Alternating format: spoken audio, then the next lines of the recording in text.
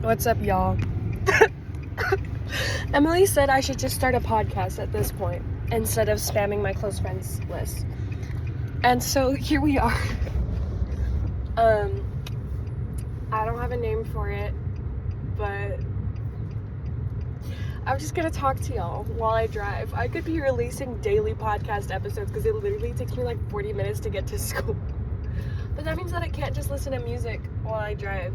But I don't do that half the time anyway. I mean, I always listen to music if I'm not talking, but I'm making a U-turn right now, and I don't like U-turns. They stress me out. Woo! I slayed that shit. Don't fuck with me. Okay, so I'm on my way to school. I just got Dutch Bros because I always get Starbucks. And for a minute there, if you heard me talking about I don't care about human rights, I care about iced coffee, I'm sorry. I had a moment of weakness. I changed my mind. I will just go to Dutch Bros. It's better anyway. And like, you see this?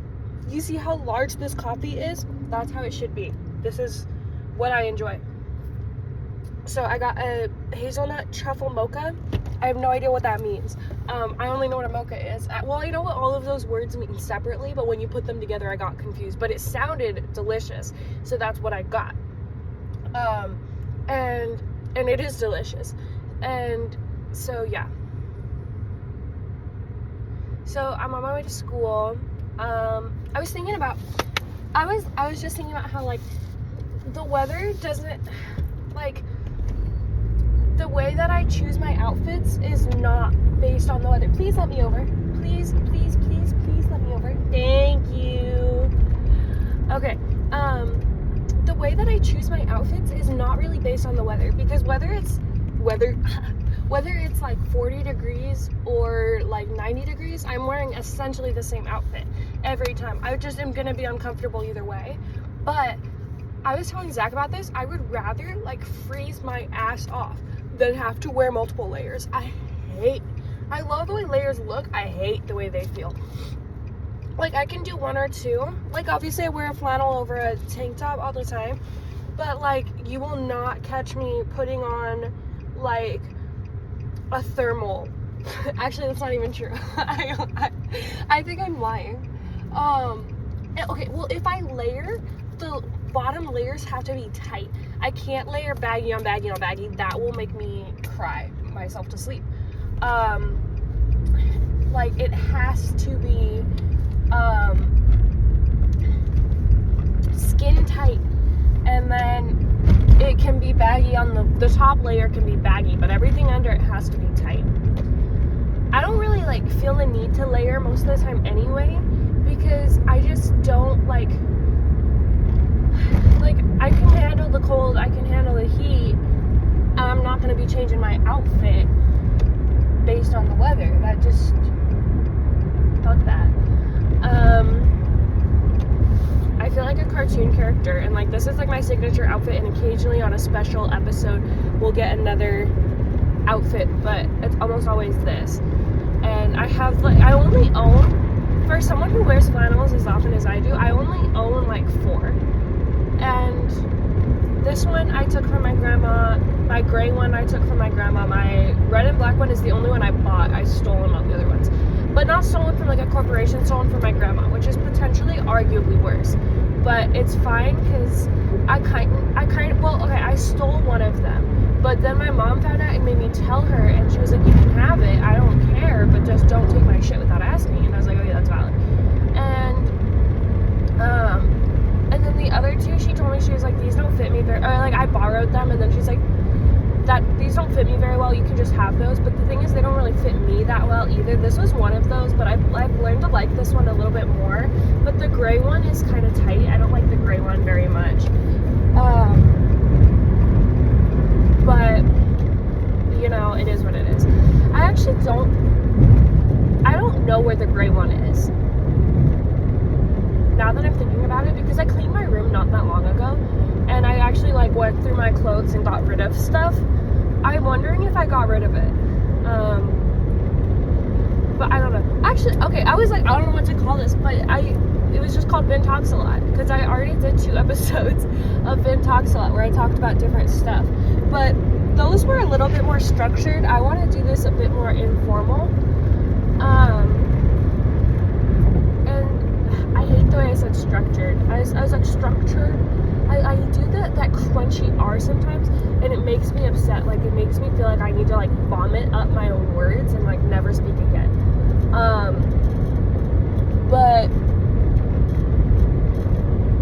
yeah, like, those have topics. I want to just talk.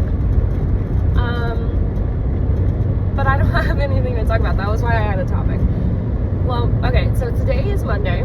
It's the Monday after break, and honestly, I do not want to go to school, which I think is understandable. Like, no one wants to go to school, but when I'm on break, I feel so, like, happy. I'm like, wow, this is what life is like outside of school. This is great. I don't want to, like, do school anymore. And then I have to go back. I'm like, ugh. And then it's like, I don't know, like, I think I'm ready to just not do school anymore, which is the whole reason I wasn't going to go to college, because I was like, I just need to, like, have a job, and then, like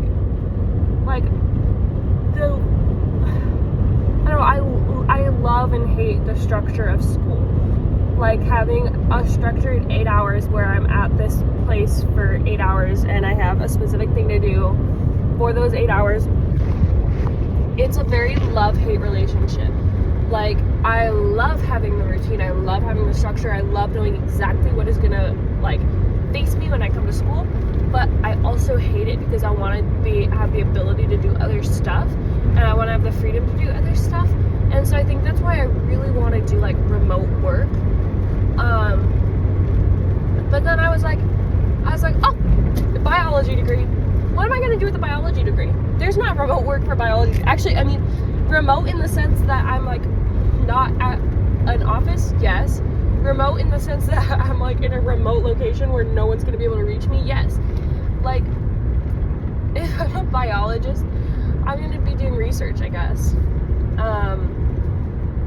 That's what I'm going to be doing for my undergrad.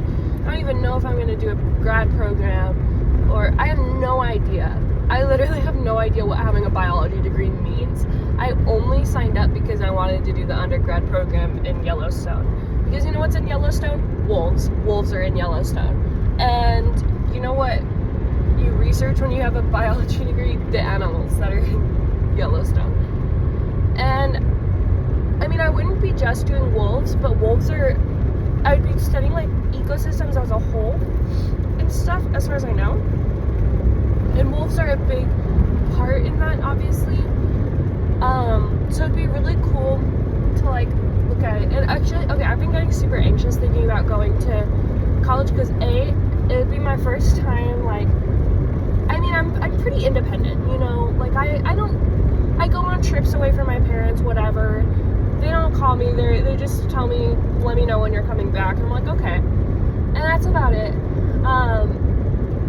And I feel okay during those, but that would be my first time, obviously, living without my parents. And the other thing is, it would be out of state, even though my parents are also planning to move around the same time, but they're moving to Colorado. So, so if I need help, it's not like they're, like, an hour away, they're, like, 10 hours away. Balls! Sorry, that was a quick little stop.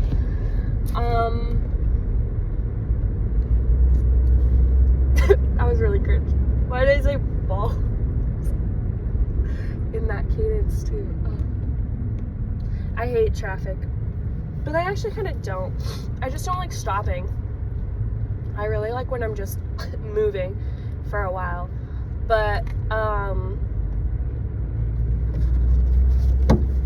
yeah, so, like, okay, I would be away from my parents, and, like, obviously I can call them and everything, and they're gonna, like, still be able to help me, but I'm not gonna be able to, like, have them, like, set up my doctor's appointments and stuff. And that's what makes me anxious. And the other thing that makes me anxious is I'm, like, just now starting to figure out what's wrong with my joints and stuff, and that it's autoimmune. And so if I get my, like, joint issues diagnosed, then I have to move. Well, okay, my goal is to get my issue diagnosed here, so I at least know what's going on and I can do treatment or whatever out there. But if I have to, like, get so close to figuring out what it is and then move, I'm gonna lose it, because then I have to completely restart with a new provider about all my medical history. And it's like, it's not like, I mean, obviously I'm not like terminally ill or anything, but it's not like I have a simple normal medical history. I'm like, yeah, I'm 17 and I'm in pain constantly, and I've also had hip surgery, and I have severe asthma. But okay, speaking of my asthma, I was telling my mom, I was like, I think being in Montana is gonna be awful for my asthma, but really good for like my soul, because I love breathing in crisp air, but God, it hurts. But we looked at the elevation, and the elevation is lower than Denver, lower than Colorado. And so I'm like, I'll be fine. It's like, I'm not lower than Colorado as a whole. I meant like where I lived in Colorado. Because it's like 4,800 or something, and the mile is like 5280. And so it's like, it's not that high.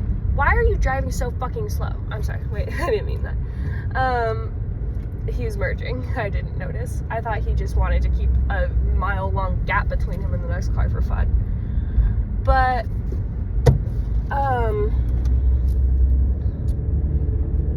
yeah, so I want to get my medical history worked out, and then also, I'm not going to be able to, I don't know, because I was thinking I'm not going to be able to see my therapist anymore. I'd have to start with a new therapist, or like stop therapy. But my therapist, I already do it over Google Meets. And I'm pretty sure my health insurance, she doesn't take my health insurance, we pay her out of pocket. But I'm pretty sure my health insurance, I don't know why I said my health insurance again, because it's not a thing. Okay, I'm pretty sure we could still meet with her, because I see her over Google Meets anyway. But I don't know. I mean, my psychiatrist, I just started with a new psychiatrist, and I love her to bits and pieces. She had me do she had all my teachers fill out this form that's basically for ADHD, because, and they basically, I mean, obviously, that's not the only, their answers are not the only contributor, but I was looking at like what they said. I'm pretty sure I wasn't supposed to, but I was reading through all of what they said, and their answers pretty much would lead a psychiatrist to say, oh, you've got depression and anxiety, but not ADHD. Because all of the questions about like fidgeting or focus or whatever, I'm good with all that stuff. But I mean, I fidget, but most of my teachers didn't even mark that I fidget. I don't tend to fidget as much like in the classroom setting. And Zach was pointing out, like, dude, if you had your teachers from last year do this, that would be way different. And then like, it just, their answers don't align with like, their answers align with how I present in their classes, but their answers don't align with how I present outside of the classroom, because they obviously don't know me like that. And so that's gonna like change my diagnosis, or my lack thereof, probably, because my parents also did the same thing. And I mean, they're like, they see me fidget and stuff, but beyond that, I'm not a distraction in settings. I know when it's my turn to talk, usually, stuff like that. I can sit down and listen. I can stay focused on a task, kind of.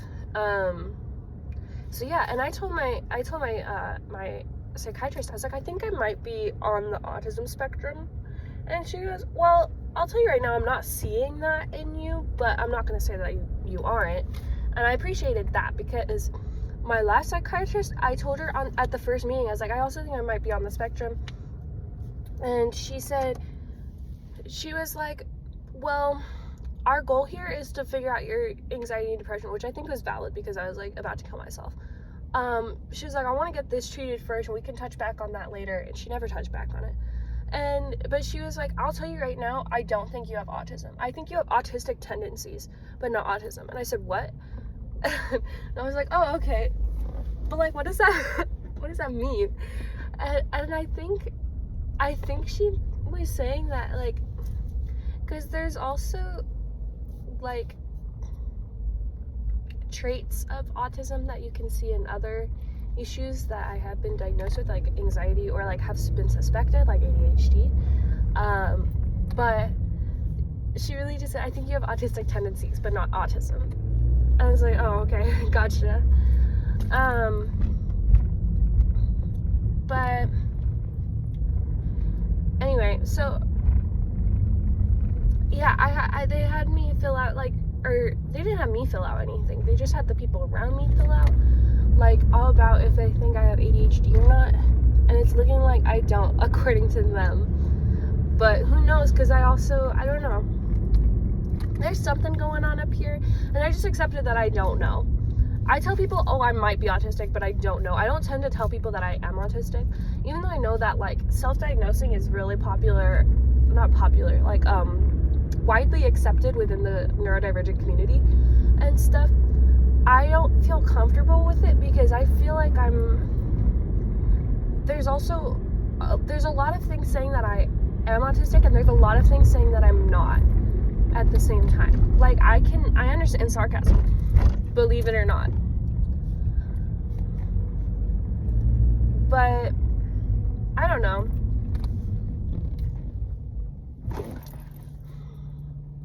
I'm getting pretty close to school. Well, I'm not. I'm getting pretty close to getting off the freeway.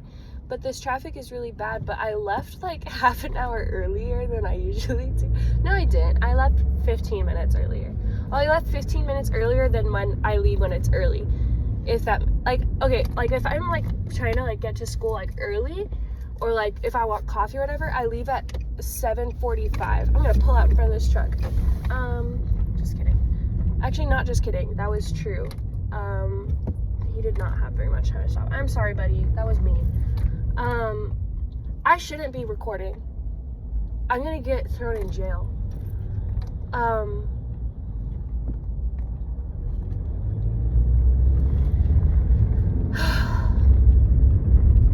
But anyway, I went to, I don't know what I was saying.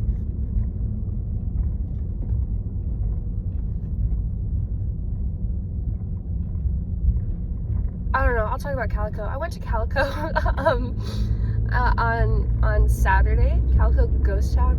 And the thing is, I thought it was going to be a ghost town. I actually did not know that they made it into a whole tourist thing at this point. I thought it was literally just going to be a bunch of old empty buildings and we were just going to like walk through. But no, it's like a whole thing. I didn't know that. But it was really fun. I saw a really big dog. It was a Great Dane, and I was kind of nervous because his owner and then like the two guys that were with him were like these big kind of like biker guys is the vibe I was getting, and they're all drinking beer and they've got this big ass dog, and I'm like, I really want to go pet that dog, but I'm really scared of those guys. But I was like, you know what, screw it, I want to pet the dog. I'm gonna go ask if I can pet their damn dog. And I walk up to him, I'm like, excuse me, can I say hi to your dog? And he was like, oh, for sure. And I was like, oh, this is great. And I pet the dog, and he was so soft, and like I didn't know, like he had like short fur, and you know how like dogs with short fur tend to not have like as soft of fur because it's just not got that length and that texture and stuff. But I was petting it, and it was like really soft, and I was like, oh my gosh, thank you. And I was like, do you mind can I take a picture? Because it was really cute. And I actually wanted to get a picture where I could see more of it, but he kept moving, and I was like I know I was like interrupting their conversation, and I felt bad. And he was like, oh sure, go ahead and take a selfie with him, like whatever. And he was wearing a sweater. You know, you see little tiny dogs wearing sweaters all the time. This Great Dane was wearing a sweater, and it was so cute. And actually there was a lot of dogs there. We were kind of surprised. I didn't know that people were really gonna like bring all their dogs and stuff, but there was a lot. And a lot of them were wearing sweaters. It was really cute. And we were like, oh, we should have brought Bullet. But Bullet is an asshole. Like, he cannot just be quiet and like walk around and hang out. He has to bark at everyone, bark at everything. The thing is, he actually doesn't bark at other dogs as often. He barks more at people. And I'm like, well, that's why we need to take him to stuff like this. Like, we have to just put up with him being a nuisance so that we can like socialize him and let him practice. But also, it's not just a nuisance to us, it's a nuisance to everyone around us, and so then we feel bad. But like, we need to take him out and stuff, because he's technically a COVID puppy. We got him in 2020. I was gonna say 2021, but it was 2020 because he's 3 now. We got him in 2020, and so yeah. All right, I'm gonna specify that I am at a red light, so I'm going to take a second to readjust so that y'all can see my beautiful face and also a little bit of the view. You see this glare right here? That's from my screen protector being cracked over my camera. But whatever.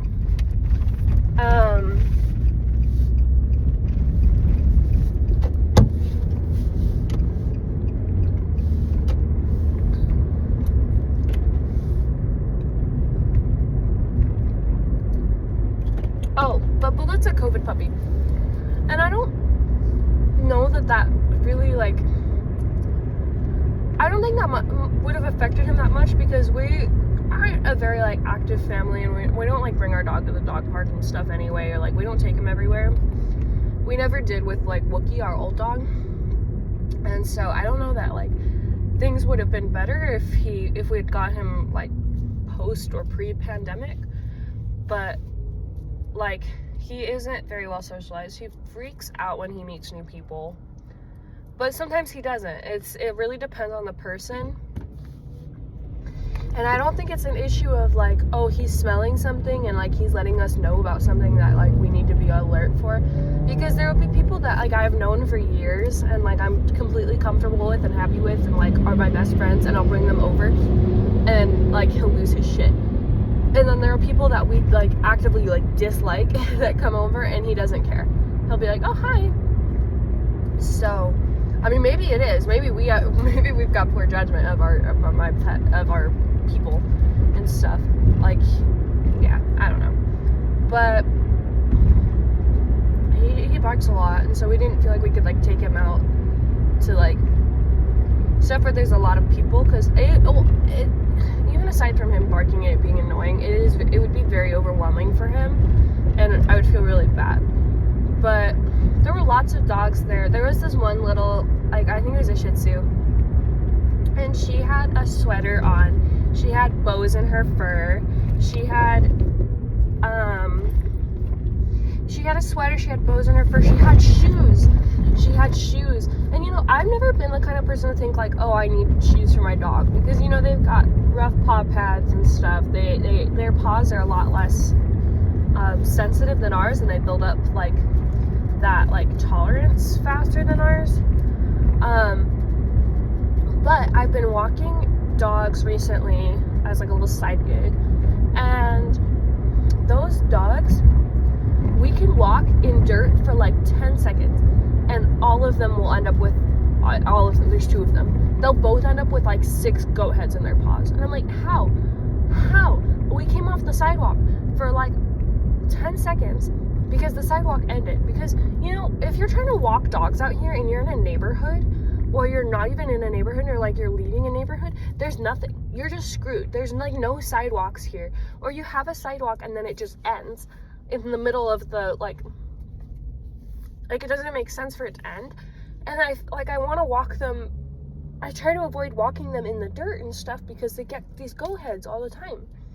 But then it's really hard because then I have to walk them in the street, and I'm like, I don't know if there's, like, I like looking in the street and I can see glass or, like, nails, or, like, there's cars that do not drive very slow and stuff. And so I'm like, there's no good option. So I think I should get them shoes. And I always feel bad, like, seeing dogs in shoes, because, you know, they take those first few steps and they're, like, all wobbly and stuff, and they, like, don't know what it's like because they can't feel the ground under their feet anymore.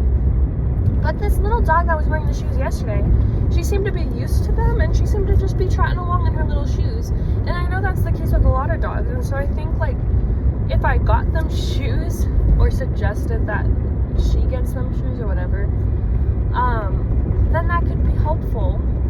But I also don't want to, like, throw them off because they're kind of clumsy already. And, like, one of them, he's, like, partially blind, and he's just a klutz, and especially because I walk him in the evenings, when it starts to get dark, he just cannot see. Like, I'll see him, like, kind of, like, wondering, like, kind of, like, sniffing and, like, trying to figure out where I am. I have to go, like, I mean, I guess I don't have to. I could just say Cash. I could just say his name. But I always just make little noises and stuff so he knows where I'm at. because he'll like just stop walking and then he'll like bump his head into me, and then he starts walking again. Like he just can't see once it gets dark. And so I feel really bad, and I don't know what that, if I added shoes into the mix, I'm like, I'm gonna set this poor pup up for failure. I feel really bad. But yeah, and then like Bullet, I could get Bullet shoes too. The thing is with Bullet, like I walked him mostly in the dirt, and he didn't step on one goat head, because like where I walk the dogs in their neighborhood, there are more sidewalks and stuff, and so I try to stick to the sidewalks for them. When I walk Bullet in our mobile home park, there's no sidewalks, so you have to walk on the street, and it's wide roads. I'm not worried about that. But I wanted to go out of the mobile home park, and there's 0 sidewalks out there. So I was walking him primarily on this like little dirt path, and he did not step on a goat head once. So I don't know what it is with these dogs that is making them step in so many goat heads. But maybe it's just because they're pit bulls, so they've got obviously much bigger paws than Bullet. If you don't know, Bullet is my little Shih Tzu. He's my little crusty white dog. That's that crunchy R I was talking about. Sounds like I'm like trying to speak French. Crusty white dog. Bull is my little crusty white dog. Oh my gosh, I could have been turning. I forgot you can turn right on there.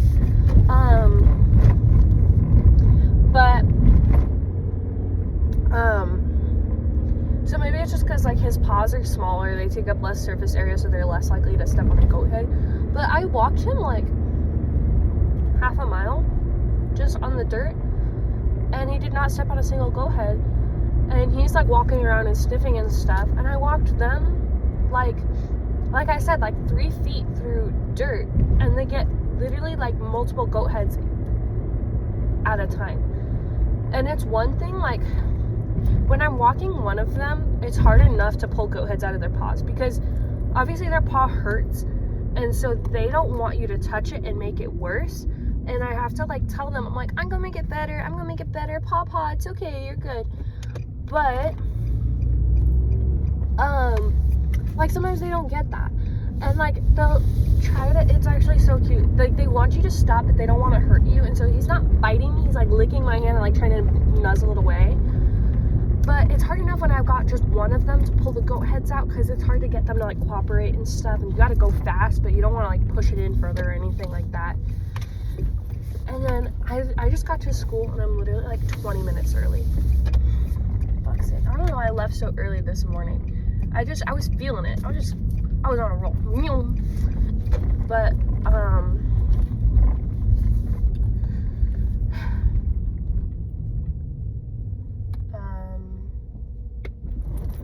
I don't know what I was saying. Gosh, why am I? Okay, maybe I do have ADHD. I sound like my mom. I'm like, oh, I'm having a little ADHD moment because I forgot what I was saying halfway through. Who let me? Who gave me the audacity? But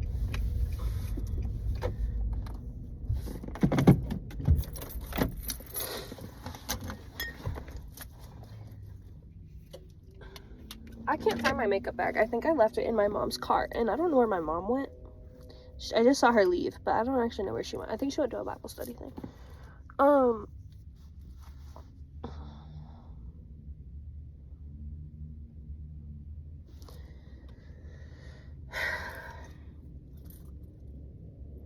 Oh, but it's even harder to pull the goat heads out. I started walking both of them at the same time, each on a different leash. I think I need to figure out how to get them on one leash. I think that would make it easier.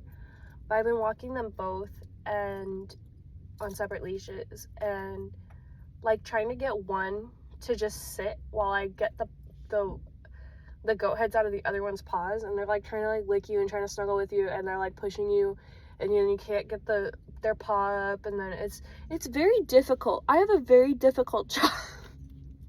I'm just kidding. I work for like 2 hours at a time, and yeah, it's really not difficult. But in some ways it is, because I'm not working with pups that are like perfectly leash trained or anything. Like I'm getting dragged around, but They're good dogs. I love them. I love them to bits and pieces. But yeah, the last time I walked them, I actually walked them technically for free. I mean, it was for free, but it also wasn't for free because I dog sat them and she paid me like double what she was supposed to. And then she was like, hey, I don't really have the money to like walk, like pay you to walk again. And I was like, oh, don't worry about it. Let me come by anyway. And she was like, are you sure? Like, I feel really bad not paying you. I was like, you paid me double last time, so you got like a couple free walks in technically if you want me to, if you don't mind. Yeah, like if you don't want me to come by, that's okay, but I would love to just walk them. And she was like, I'm sure they would love it. Thank you so much. So I went and I walked them. But yeah. Every day I come home. And it's really funny. It's freelance work, but I treat it like it's like a scheduled, I mean, it is scheduled, but I treat it like it's like a proper job. So I come home like, I love my job. I love going to work. Because, I mean, obviously that's like the ideal situation for me, is to just hang out with dogs for a couple hours to get paid. But yeah, so if you live in my area and you want me to walk your dogs, hit me up. Or dog sit. I do dog sitting. I do cat sitting. I walk dogs. I would walk a cat. If your cat walks on leash, I would walk your cat. I don't know, I just like hanging out with dogs. But yeah, I just love animals. Oh, but I was saying earlier, like, I was starting to get really stressed out about like college and stuff and moving to Montana and like being away from my family and everything. And I'm like, what am I going to do with a biology degree? Like, my degree is essentially useless in most fields and stuff. But then I was reading this book called The Rise of Wolf 8, and it's by Rick McIntyre. And Rick McIntyre, he is a wolf man. Girl, that is not... These lanes in this parking lot are one way. You can't just decide what way you're going to go. Just waiting for her ass to get hit. It's stressing me out when people go the wrong way. Like, there's arrows. You can't just choose to ignore them. It's not an optional thing. I'm so mean. Why do I have road rage? I'm literally just sitting parked. But, I started reading this book, and he's talking about, like, when the wolves were first reintroduced into Yellowstone and, like, observing them and stuff. And I'm like, oh my god. That's basically what I'm gonna do. And I was getting so excited. I'm like, all right, screw all the fear, screw all that. I'm ready to go. I'm excited. But yeah, so I could film one of these videos twice a day, because it takes me like 40 minutes to get to and from school. Takes me 40 minutes each way. But yeah, I'm gonna head on to campus. So thanks for tuning in. Thanks for watching this video. If you watched the whole thing, you get to be my favorite today. Love you. Bonsoir. The end.